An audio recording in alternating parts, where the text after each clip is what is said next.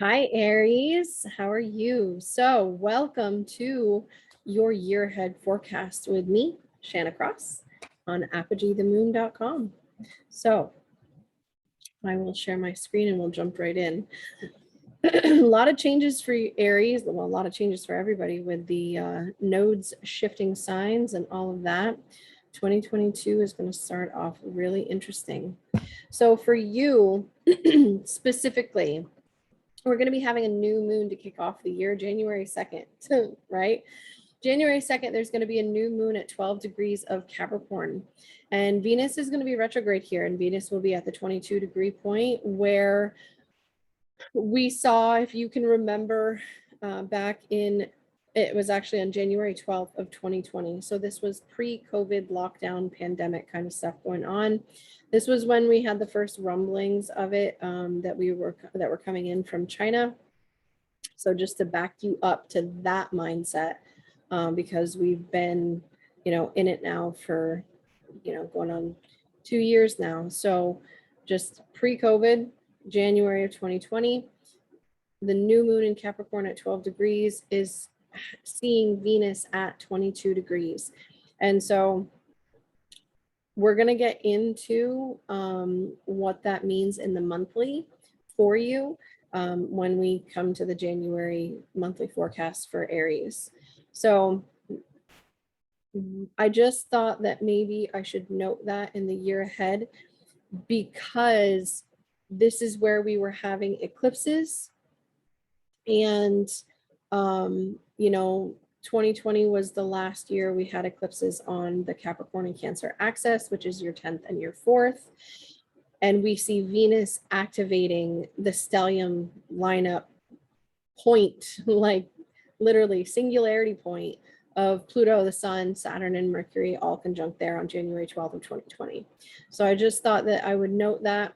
So any themes, anything that you can remember, if you journaled, go back to that day and look it up and see what was happening for you, because there's going to be a revisit in a very different way what was going on for you.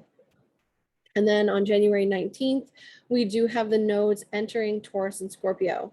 This axis for you is actually your 2nd and your 8th house. So there's going to be some type of joint finance or some type of trauma, some type of fear over the course of this next couple of years with these eclipses here that you're going to be letting go of, Aries. So what this is the 8th house is, other people's money, debt, joint finances. This is your partner's resources, whether or not this is a marriage partner or a business partner. This is the resources that they bring in.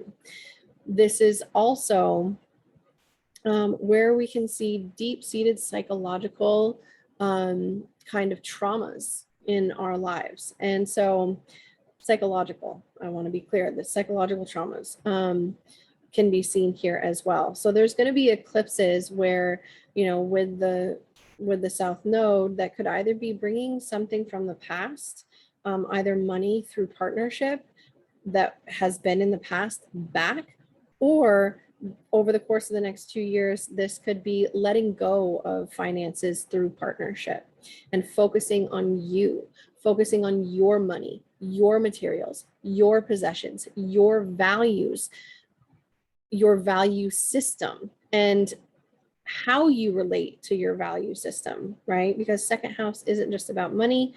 It is, but it's also about what it is that we truly value at that core level. So on February 6th through the 16th, if you remember back through to November, when we had that partial lunar eclipse at 27 degrees of Taurus, February 6th through 16th, the nodes will actually be activating, activating this specific point in your chart. So something to do with the fulfillment, a completion, of finalization, and now a physical manifestation of a way that you make your money or your value system, right?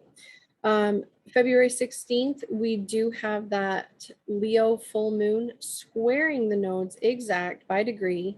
This is also speaking to a fulfillment of some level or an activation of the eclipse or action that needs to be taken from that lunar eclipse of, I put 2020, but it's 2021, sorry. And then on April 30th, we do have a partial solar eclipse, 10 degrees of Taurus, and it's with Uranus. So buckle up, because this could be really disruptive for your finances. Some maybe wild wins or losses here, right? Because Uranus in your second house can create kind of windfall or major losses.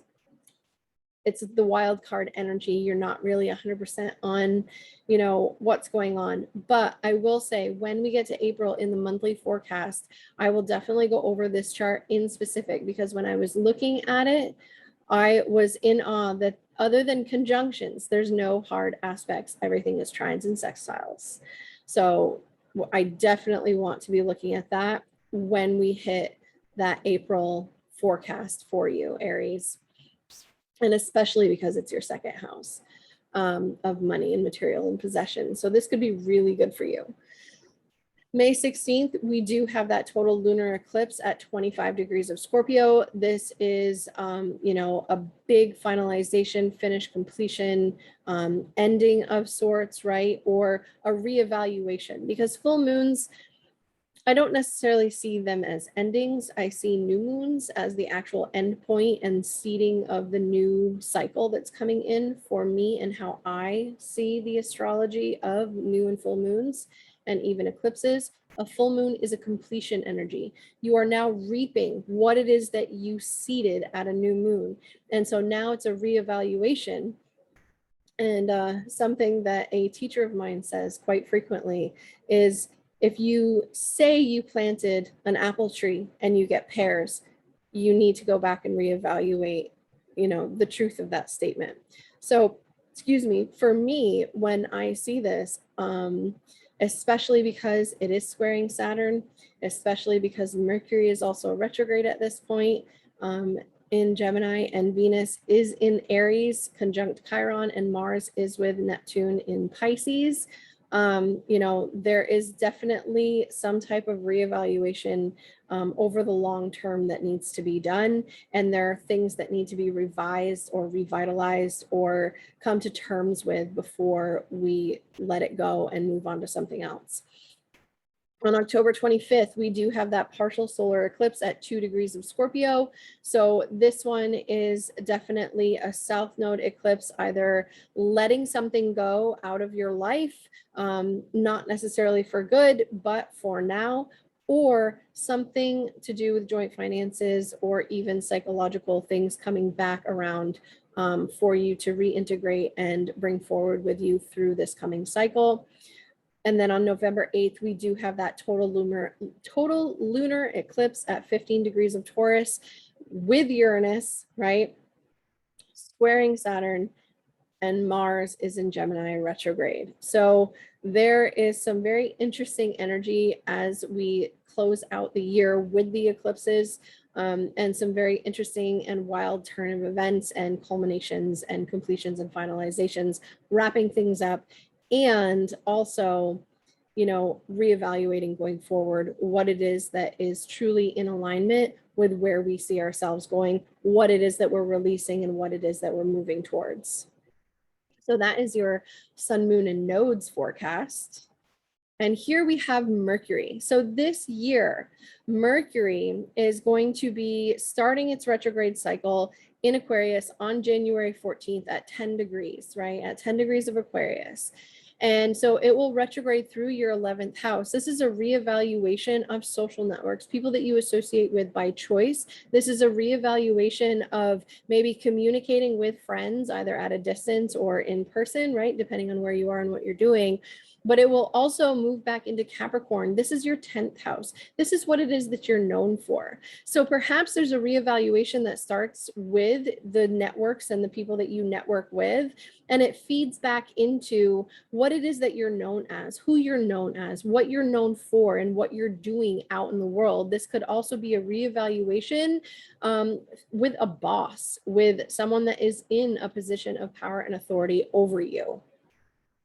So definitely there's some interesting energy, and the fact that it is stationing to go direct at 24 degrees, which is where Pluto's stationed to go direct, we definitely need to look at this and evaluate, you know, what happened when Pluto stationed direct for you in terms of what happened in your 10th house, in terms of what happened with your career and what it is that you were truly focusing on, what it is that you truly wanted to carry with you in your career, and what it is that you needed to let die and move on from. In May, we have Mercury retrograde in Gemini and Taurus. So what's going to happen is it's going to start its retrograde cycle at 4 degrees of Gemini, and it's going to go back into Taurus. And so there's a reevaluation happening with how you speak, how you speak, how you think, how you communicate, your short distance travels, and then it's going to go back and it's going to hit that sensitive point of 27 degrees. And this is going to be what it is that you value, your money. Maybe you're having to spend some money on a vehicle. Maybe you're having to spend some money on, you know, maybe tuning up a vehicle because, you know, Mercury also rules your 6th house of wellness. Maybe this is also taking care of your health by maybe spending a little bit of money here. It could be something like that. But whatever's going on, there is a reactivation of the eclipse point in your 2nd house of your money, your materials, your possessions, and your finances from that November eclipse that we had, you know, in 2020. So then the next retrograde cycle will happen in September. It's going to go from Libra, which is your 7th house of one-to-one contracts, agreements, negotiations, business partners, long-term friendships, marriage partners, anywhere you sign on the dotted line. So this could be, you know, this could be signing on the dotted line to create a contract to purchase something. It could be signing on the dotted line to get married, signing on the dotted line to get divorced. You know, there's a few different areas here, but either way, this is in your 7th house sector. And what this is doing is this is asking you to reevaluate the clients maybe that you have coming in, if that's applicable to you. Your relationships, your one-to-one relationships with other people need to be reevaluated. And with it retrograding back into Virgo and stationing at 24 degrees of Virgo, this is asking you to really look at and evaluate what it is that you're doing every single day for your work, for your routines, for your health, for your mental health, for your wellness. So, you know, maybe it's not necessarily the relationships, that's where it starts, but maybe through conversation, through relationship, you get a deeper understanding and you reevaluate what it is that you're doing for your vitality, for your physical wellness, for your mental wellness, what it is that you're doing every single day for your job even, and what you need to survive in this world. And then the last Mercury retrograde, believe it or not, we actually have 4 this year. So the last Mercury retrograde is starting at 24 degrees of Capricorn, where it ended its retrograde cycle at the beginning of the year. So we are reevaluating this area, the fact that it's stationed to go direct at this area, and the fact that now at the very end of the year, it's coming back, it's stationing to go retrograde. There's a major reevaluation that needs to be done in the sector of your career, of your public reputation, of the legacy that you want to leave behind. So that starts at the end of the year. This is also ground that Venus has covered as well. So as we start the year with Venus, and I'll move on because we're done with Mercury retrograde, you know, the retrograde started in December of 2021. And so it started at 26 degrees of Capricorn, retrograde all the way back to 11 degrees of Capricorn. On January 29th, she stations to go direct. So at the beginning of the year, there is definitely some things that we will be revisiting over the course of the end of the year, and things that need to be reevaluated, plans that need to be maybe redone, because now at the end of the year, we have a good understanding of what's happening, right? We also have a Mars retrograde in October of this year. And so what this means is that both Venus and Mars only go retrograde roughly every 2 years. You know, they are going retrograde in different signs, different areas of our lives will be affected. Mars is going retrograde in Gemini.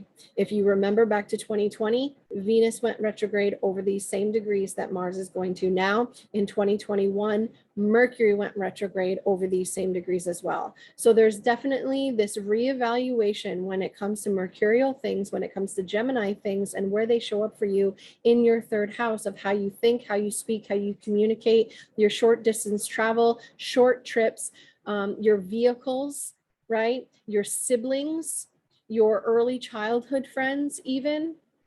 There's reevaluations that need to be done here. So there's definitely, there could be a theme of, you know, taking action or cutting things away or cutting things out, just so you're aware.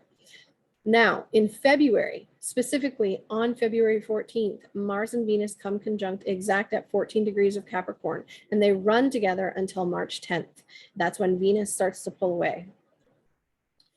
Now, they do enter Aquarius together on March 7th, activating the Jupiter and Saturn conjunction that happened in December of 2020. We are revisiting that conjunction and what that meant for us and what that means for us going forward with this 20-year cycle. This is a new development. This is now, instead of Jupiter and Saturn, this is now Venus and Mars, two different planets conjuncting at the same point that these two conjuncted at, or moving in conjunction with each other, right? They're not exact by degree, right? But they are exact. So, not degree. They're not exact by minute, but they are exact by degree. So moving, you know, into Aquarius together, it is a reactivation of that point.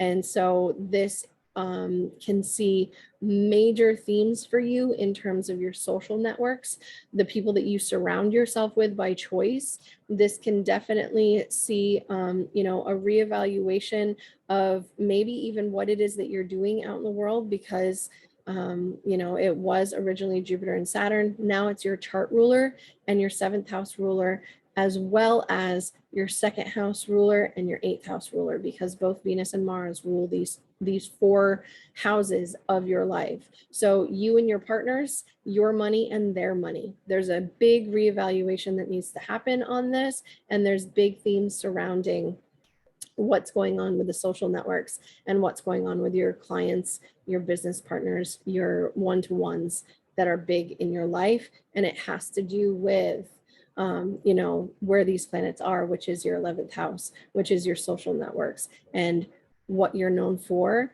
or how you're relating to and how you're socializing with other people. Big things. So then we come to Jupiter for this year for you in 2022. And so on December 30th of 2021, literally right at the end of the year, Jupiter enters Pisces. And so I had to put this in here because literally this is the theme for most of the year in 2022.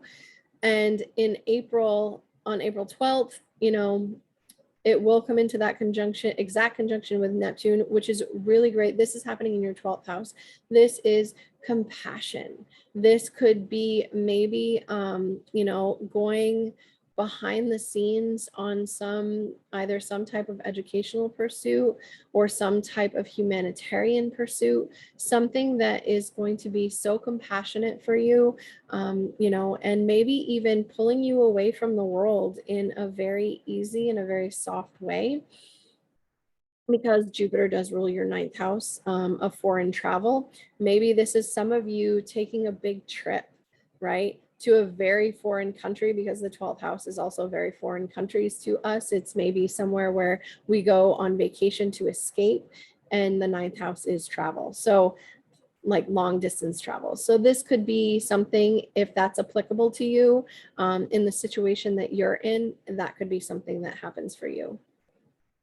On May 11th, it enters Aries. So Jupiter entering Aries will give us a preview and a taste until October 29th, when it re-enters Pisces retrograde, of what's coming in 2023 once it enters that cycle. So definitely pay attention watch what is happening for you in terms of the the auspicious things for you. Maybe you're biting off more than you can chew, Aries, right? Maybe Jupiter coming through your sign, maybe you're overindulging in the really luxurious foods, fatty foods too, because Jupiter does rule that as well. But this could be good for you. Jupiter does rule your 9th house and your 12th house, and is coming through your sign. This is like a nice reset for Aries risings in particular, where this is like your worldview is shifting in a way that is almost controllable by you, where you're deciding that you're going to take the initiative, and your spiritual practice and your worldview will shift. And it's going to be by your choice, right? Because when a planet is in the 1st house, it's usually representative of taking action and feeling like you're owning that energy, right? Now, on July 28th, it does station to go retrograde. So any areas of growth from December 30th through July 28th will need to be reevaluated, right? And so we could definitely see reevaluations going on for you reevaluating maybe what it is that you do behind the scenes, where it is that you go to escape from, where it is maybe that you overindulge, or maybe your vices, right? Because 12th house is also our vices or our sabotage, what we do. For re-entering Pisces, we're going to be from the 29th through pretty much the rest of the year, we're going to be reevaluating these end degrees of Pisces, these last really 2 degrees of Pisces. But it's not going to really, this could see you really honing in and focusing on your spiritual practices and getting very clear on how you go about practicing those spiritual practices, if that's redundancy, but it makes sense, right? At least I hope it does. So there's definitely some things going on for you that are going on behind the scenes. Maybe it's you're traveling in secret, or maybe you are moving in secret. Like there's definitely some themes of secrets and things like that for you. So that is for Jupiter. And then for Saturn, Saturn January 1st starts out at 11 degrees. It's coming off that square to Uranus. Uranus is at 10 degrees on January 1st. So it's still really close. It's still really active, but it's the finalization and the completion. And now Saturn is moving on and kind of, limiting and controlling things further into Aquarius. And so for you, this is your 11th house. This is your social networks. And it is your 10th house ruler. It's also your 11th house ruler, right? Traditionally. And so what this could see is you getting very clear on who you want to keep around for your friendships because of that disruption that was happening with your finances and your social groups when, in 2020 or 2021, when we were having that on again, off again square coming exact. So what this can mean is that it's moving forward now, it's coming off the square. Now you're deciding who stays, who goes, and what else needs to be looked at and evaluated and possibly have like the excess squeezed out of, right? And so we do have another year or so of Saturn here in Aquarius for you. So this is definitely you focusing on being diligent about possibly what you're doing in career, or being diligent about the social networks that you're gaining, that you're pursuing for your career, for your public standing, for your reputation. This can, as a placement in and of itself, this can also maybe be you deciding who stays and who goes in the friends group. Like what friends stay, what friends go, what social media platforms stay, what social media platforms go. There's definitely something here that's saying there's something that needs to be the excess needs to be squeezed out of, right? Because Saturn does squeeze out the excess and leave just what you truly need.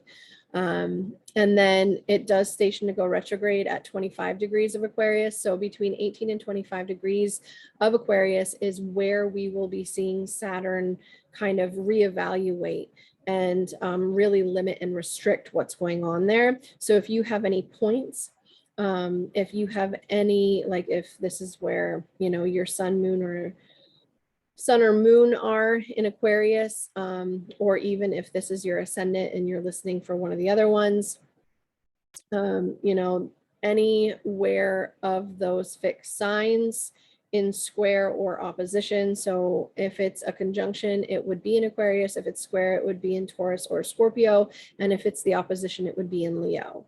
And so there's definitely some things, if you have planets or points between 18 and 25 degrees of Aquarius, there's going to be some excess that is squeezed out, limited, delayed, frustrations abound, right? Because Saturn does bring frustration because we're not doing what we want to do when we want to do it. We have to slow down and really look at it and take it apart and understand it, right? And be structured and diligent in what it is that we're doing. So now that I've put Saturn to bed, let's go on to Uranus. So to start the year out with, it is in retrograde at 10 degrees of Aquarius. It turns direct on January 18th at 10 degrees. So it's sitting super heavy in the sky, which means the end of December and the beginning of January and even into February, we are talking about major disruption either from ourselves or from an outside influence. Wherever Taurus is, 10 degrees of Taurus is in your chart, and you know, a couple of degrees around that. And I don't know why I put Aquarius, probably because Uranus rules Aquarius.